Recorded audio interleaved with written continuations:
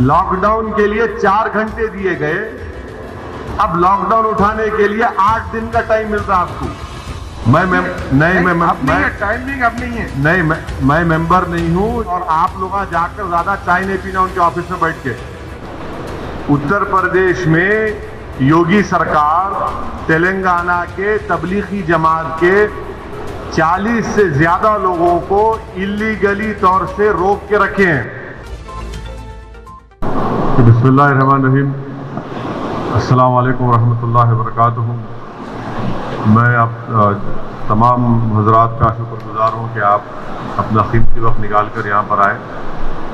ख़ास तौर से हमारे मीडिया के दोस्तों का, और मैं इस मौके पर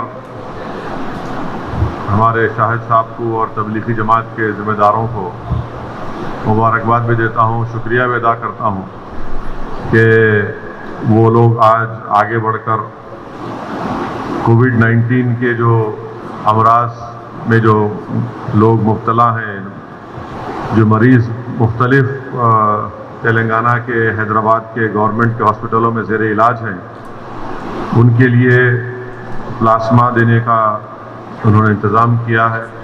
जब से ये कोविड-19 से लड़ाई शुरू हुई, अफसोस के साथ ये कहना पड़ता है कि बजाय वायरस से मुकाबला करने के लिए मुल्क में ख़ास तौर से मरकज़ी हुकूमत की जानिब से और संघ परिवार के चाहने वालों की जानिब से, उनकी तमाम तंजीमों की जानिब से ये एक झूठा प्रोपेगेंडा शुरू कर दिया गया कि तबलीगी जमात की वजह से ये सब चीज़ें फैली हैं। बिल्कुल गलत है।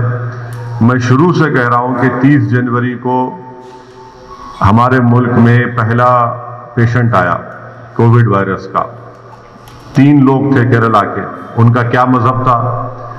फिर इटली से आए हुए टूरिस्ट थे, और उसके बाद बाज़ाब्ता आप देखते हैं कि बदबख्ती की, अफसोस की बात है कि हमारे मुल्क में ये वायरस फैलता जा रहा है और आज करीब 1,85,000 के ऊपर से ज़्यादा केसेस हो चुके हैं। 3,000 से ज़्यादा भारत के रहने वालों की अमवात हुई हैं। ये बड़ी अफसोसनाक बात है, मगर अल्हम्दुलिल्लाह हम तमाम को मिलकर इस वायरस से मुकाबला करना है। और मैं आपके ज़रिए से उन तमाम लोगों से भी अपील कर रहा हूँ जो कोविड के वायरस के पेशेंट थे और उनको परवरदिगार ने, अल्लाह ने उनको शिफा दी, उनको भी आगे बढ़कर इस कॉन्वलेसेंट प्लाज्मा में उनको हिस्सा लेना चाहिए, ताकि जो आज पूरे मुल्क में ये वायरस की वजह से लोग परेशान हैं और उनको सेहत मिल सके, उनको शिफा मिल सके। क्योंकि याद रखिए कि आप ये काम करके ना सिर्फ किसी की जान बचा रहे हैं, बल्कि आप एक बच्चे को यतीम होने से बचा रहे हैं।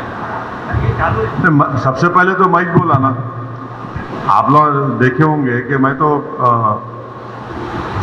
जुम्मतुल विदा की तकरीर में जो ऑनलाइन पर हुई थी, उसमें मैं इस बात का जिक्र किया। आज भी कह रहा हूँ कि 5,000 से ज़्यादा चीन के सिपाही इंडियन टेरिटरी पर कब्जा करके बैठे हैं। जितने बड़े बड़े डिफेंस के एक्सपर्ट्स हैं, रिटायर्ड लेफ्टिनेंट कर्नल्स, जनरल्स हैं, वो लोग बता रहे हैं कि चाइना ने पहली मर्तबा इस तरह से एग्रेसिव तरीके से क्वांगसांग सू में और उस इलाके में अपनी फौज के साथ ना सिर्फ कब्जा किया, बल्कि वहाँ पर बंकर्स बना रहे हैं, वहाँ पर अपनी आर्टिलरी को लाकर रख दिए हैं।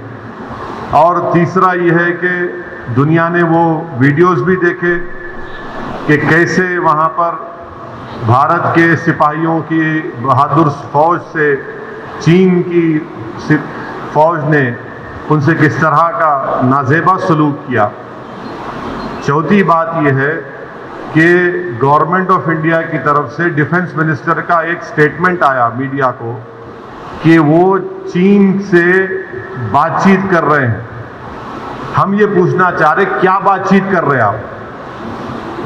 बातचीत अगर कर रहे तो क्या बातचीत कर रहे? क्या आप इस बात को मानने को तैयार है या नहीं है कि चीन भारत की जमीन पर कब्जा कर चुका है? और बातचीत क्या कर रहे हैं आप? बातचीत तो यही करना चाहिए ना, बोलते क्यों नहीं फिर आप? और फिर यूएस के प्रेसिडेंट बोलते कि प्राइम मिनिस्टर का मूड के बारे में बात करते हैं, मगर प्राइम मिनिस्टर देश को, कंट्री को नहीं बताते कि चाइना से क्या बातचीत हो रही है। कंट्री को कॉन्फिडेंस में लेने की जरूरत है। अब यूनाइटेड स्टेट्स के फॉरेन रिलेशन कमेटी के चेयरमैन का भी स्टेटमेंट आया कि चीन एग्रेसिव बिहेवियर करा, तो क्या है ये? हमारा मानना ये है कि गवर्नमेंट ऑफ इंडिया को पब्लिकली बताना चाहिए कि क्या चीन ने भारत की जमीन पर कब्जा किया, नहीं किया। सैटेलाइट फोटोज हैं, बताया जा रहा है, वीडियोज आ रहे हैं कि भारत की फौज भी वहां पर उस मुकाम पर जा रही है, और ये सब चीजें हैं। इतनी खामोशी जो है ये गलत है, और बीजेपी को ये खामोशी तोड़ने की जरूरत है। और जिस तरीके से हम लोग एग्रेसिव तरीके से अपनी बात को रखते जब किसी और नेबर की बात आती है, मगर जब चाइना की बात आती है, हम जरा बीजेपी वाले खामोश बैठे हुए हैं। क्यों खामोश बैठे हुए हमको समझ में नहीं। That the Prime Minister took only 4 hours to impose lockdown, and now to lift the lockdown they have given 8 days time. Lockdown के लिए 4 घंटे दिए गए, अब लॉकडाउन उठाने के लिए 8 दिन का टाइम मिल रहा है आपको। तो इससे मालूम हो रहा है कि कितना अनप्लैन्ड और हेस्टी डिसीजन लिया गया, जिसकी वजह से आज हमारी इकोनॉमी बर्बाद हो चुकी है। अगर 24-25 मार्च के बाद ही पूरे माइग्रेंट लेबरर्स को मोदी हुकूमत इनको वापस भिजा देती, कॉन्स्टिट्यूशन में माइग्रेंट लेबर्स की जिम्मेदारी भी गवर्नमेंट ऑफ इंडिया पर है। कॉन्स्टिट्यूशन में माइग्रेंट लेबर्स की जिम्मेदारी गवर्नमेंट ऑफ इंडिया पर है। अगर 24 मार्च के बाद 1 हफ्ते के अंदर ये माइग्रेंट लेबर्स को जब भिजा देते, इसलिए कि 24 मार्च को सिर्फ 560 कोविड के केसेस थे, 560 केसेस थे, उसी वक्त उनको भिजाते जब वायरस ताकतवर नहीं था। अब आप मोदी सरकार के विजन देखो आप कि अब इकोनॉमी खोल रहे, पूरा लेबर जा चुका है, और 1,85,000 के ऊपर वायरस के पेशेंट्स हैं इंडिया में, एक्टिव केसेस है। तो ये कौन सी प्लानिंग है? ये कौन सा विजन है? इसीलिए मैं कह रहा हूं कि लीगली ये अनकॉन्स्टिट्यूशनल है, ये अनप्लैन्ड है, और इनके गलत फैसले की वजह से पूरे मुल्क के गरीब बर्बाद हो चुके हैं। अभी आपको ये बर्बादी नजर नहीं आएगी, 15-20 दिन, महीने भर के बाद जब आप लोग बाहर निकलेंगे उनको अंदाजा होगा कि क्या हाल हो चुका है। तेलंगाना स्टेट गवर्नमेंट खुद कह रही है, चीफ मिनिस्टर का स्टेटमेंट है कि एफआरबीएम एक्ट को 3 से 5% जब करे तो उसके कंडीशंस लगाए, वो गलत है। चीफ मिनिस्टर खुद कहा कि स्टेट के लोन्स को डिफर करना था, वो भी गवर्नमेंट ऑफ इंडिया तैयार नहीं है। वेज एंड मींस एडवांस को 100% करना, वो भी तैयार नहीं है। तो मोदी गवर्नमेंट स्टेट गवर्नमेंट्स की क्या मदद कर रही? कुछ मदद नहीं हुई अब तक। इसीलिए स्टेट गवर्नमेंट्स के पास रेवेन्यू नहीं आ रहा। चीफ मिनिस्टर और तेलंगाना गवर्नमेंट का स्टेटमेंट आप लोग देखे होंगे, आप मीडिया कॉन्फ्रेंस कवर के सीएम की, जिसमें तेलंगाना सीएम ने कहा कि तेलंगाना को 11,000 करोड़ का रेवेन्यू आता था महाना, अब वो जाकर 1200-1100 करोड़ हो गया। 3,000 करोड़ तो खाली तनख्वाहें देने को जाती हर महीना स्टेट गवर्नमेंट। तो मोदी गवर्नमेंट क्या सपोर्ट कर रही स्टेट गवर्नमेंट्स को? कोई सपोर्ट नहीं है। और ये जो 20 लाख करोड़ का ये जो बजट इकोनॉमिक पैकेज अनाउंस किया गया, उसको मोदी गवर्नमेंट ने कहा कि 10% ऑफ जीडीपी है। वो 10% नहीं है, वो 1.6% ऑफ जीडीपी है।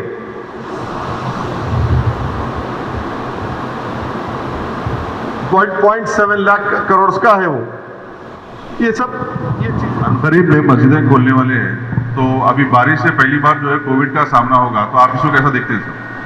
नहीं, आपका सवाल क्या है? मस्जिद नहीं खोलना? नहीं, मस्जिद खोल रहे हैं ना सर, तो पहली बार जो है कोविड में बारिश हो रही है, तो केसेस बढ़ रहे हैं, हर जगह केसेस बढ़ रहे हैं, अल्हम्दुलिल्लाह से तेलंगाना में कम हो रहे हैं, तो इसके लिए आपका क्या डिसीजन? आप बोर्ड के मेंबर भी हैं। नहीं, मेरा पूरे मुल्क के मुसलमानों से अपील ये है कि इंशाल्लाह मस्जिदें खुलेंगी 8 तारीख के बाद, तो खोलना पड़ेगा। खाली कंटेनमेंट जोन्स में जो है वहां तो मुश्किल होगा, जो कंटेनमेंट। मेरे पूरे मुसलमानों से अपील ये है कि हम तमाम को एक पॉलिसी और एक उसूल बनाना चाहिए कि हमारे मस्जिदों में जो 65 साल के ऊपर ज़ईफ हैं उनको हम रोके कम से कम 1 जून के पूरे महीने ख़त्म होने तक, क्योंकि उनके जिस्म में इम्यूनिटी कम हो जाती है। मुख्तलिफ खुदा न खास्ता अगर उनको डायबिटिक है, बीमारियां हैं, तो बॉडी में वायरस से मुकाबला करने की ताकत कम हो जाती है। तो मैं ये अपील कर रहा हूं कि 8 जून को इंशाल्लाह तो खुल जाएंगे, मगर कम से कम जून के ख़त्म होने तक हमारे जो 65 साल के ऊपर जो ज़ईफ़ अफराद हैं उनको हम समझाएं, उनसे रिक्वेस्ट करें कि कम से कम जून के ख़त्म होने तक आप थोड़ा मस्जिद को मत जाइए, घर में नमाज पढ़िए। जो नौजवान हैं जो ज़रा मस्जिदों को कम जाते, अब वो जाकर मस्जिद को आबाद रखें। तीसरे ये कि मसाजिद में अगर कारपेट है और उस कारपेट को निकाल सकते आप, तो फौरन निकालकर पत्थर के ऊपर नमाज पढ़ना चाहिए, क्योंकि कारपेट में एपिडेमोलॉजिस्ट और जितने हेल्थ एक्सपर्ट्स से डॉक्टर्स वो बोलते हैं कि कारपेट में बहुत से जरासीम जम जाते और उससे हो सकता है कि खुदा ना खास्ता किसी को वायरस लग सकता। तो चौथी बात काम हमको ये करना चाहिए कि मसाजिद में बैतुल खला और वजू का इंतज़ाम ना रखें, क्योंकि वो वजू करते, कुली करते और फिर आप आके नमाज पढ़ते, तो लोग घर से ही अपने वजू कर आए और नमाज जब पढ़ेंगे तो नहीं मालूम मुफ्ती इकराम को फैसला करना है कि अगर पूरी दुनिया में जहाँ जहाँ मसाजिद खोले गए, चाहे वो मस्जिद नबवी हो, हरम शरीफ मक्के में हो, या टर्की हो, या दूसरे मुकामात पर, हमेशा की तरह जो खंडे से खंडा मिलाकर सब बनती थी वैसा नहीं बन रही अब। तो क्या मुफ्ती इकराम ये फैसला दे सकते पूरे मुल्क में कि भाई जब 8 तारीख से मसाजिद खोले जाएंगे तो सोशल डिस्टेंसिंग को बरकरार रखते हुए हम सब बंदी करें नमाज की? ये हमारे मुफ्तियों को सोचना पड़ेगा कि कितना ये कर सकते क्या, क्योंकि मुख्तलिफ ममालिक में हो रहा है। तो मैं तो गुजारिश करूंगा हमारे उलमाओं से कि वो भी इसका फैसला कर ले, मगर दूसरे जो 4 चीजें मैं कहा हूं उस पर यकीनन गौर करिए आप। मैं किसी से नहीं कह रहा हूं कि मस्जिद को मत जाइए, मैं ये कह रहा हूं कि आप सही कह रहे हैं कि वायरस अभी बढ़ रहा है, वायरस खत्म नहीं हुआ है, वायरस बढ़ रहा है अभी। और ख़ास तौर से जो हमारे 65 साल के ऊपर के जो लोग हैं और जो लोग मुख्तलिफ अमराज के शिकार हैं, जिसको किडनी की बीमारी है, हार्ट की है, लंग्स की है, डायबिटिक हैं, उनको तो और एहतियात करने की ज़रूरत है, बहुत एहतियात करने की ज़रूरत है उनको, क्योंकि उनकी जान को बचाने का है। यकीनन हमको एक रूहानी और क़ल्बी सुकून मिलता है जब हम अल्लाह के घर में जाकर सर्वसजूद होते हैं, मगर इस्लाम की हम तालीमात भी है कि जान बचाइए। पूरी रियासत में वक्फ बोर्ड जो है, जो मुस्लिम मैतों की तकफीन का मसला है, उस पर खामोश है, क्यों? उसका रीजन? हाँ, ये चेयरमैन से पूछना आप चेयरमैन से नहीं पूछते। आप भी उसके मेंबर के हैं? नहीं, मैं मेंबर नहीं हूँ, मैं मेंबर नहीं हूँ। चेयरमैन से पूछना चाहिए, और आप लोग जाकर ज्यादा चाय नहीं पीना उनके ऑफिस में बैठ के। आप नहीं, आपके साथियां जो है बहुत शौक है उनको चाय पीने का, बिस्किट खाने का, वो नहीं कम खाए तो लिख सकते। फिर ये अभी टिक टाक नहीं होने वाला है, मैं जा रहा हूँ सिरात मुस्तकीम पे। ओके, सलाम वालेकुम। हाँ, और एक बात जो मैं भूल गया बोलना, उत्तर प्रदेश में योगी सरकार तेलंगाना के तबलीगी जमात के 40 से ज्यादा लोगों को इलीगली तौर से रोक के रखे हैं। मुजफ्फरनगर में और मीरठ में उनके पूरे टेस्ट हो गए, नेगेटिव आ गया, उनको जाने नहीं दे रहे। शर्मनाक बात है। मैं मुजफ्फरनगर के कलेक्टर से एक नहीं 5 मर्तबा मैडम को फोन किया, ईमेल किया, कोई रिप्लाई नहीं है। कौन से लॉ के तहत आप उनको रोक के रखे वहां पर? ये आर्टिकल 21 का ग्रेव वायलेशन है जो यूपी सरकार कर रही है। कल इलाहाबाद हाईकोर्ट का जजमेंट भी आ गया कि तमाम लोगों को जिनको यूपी की गवर्नमेंट रोक के रखी है, जिनका टेस्ट नेगेटिव ने एक नहीं 3-3 मर्तबा नेगेटिव आ गया, इनको फौरन जाने देना चाहिए। और मैं तेलंगाना गवर्नमेंट से भी अपील करता हूं कि हमारे ये 40 लोग जो तेलंगाना के हैं, इनको फौरन लाने का इंतजाम करना चाहिए। वो अपने तौर पर यूपी से अपना इंतजाम कर लेंगे। पूरे रिपोर्ट्स उनके पास है।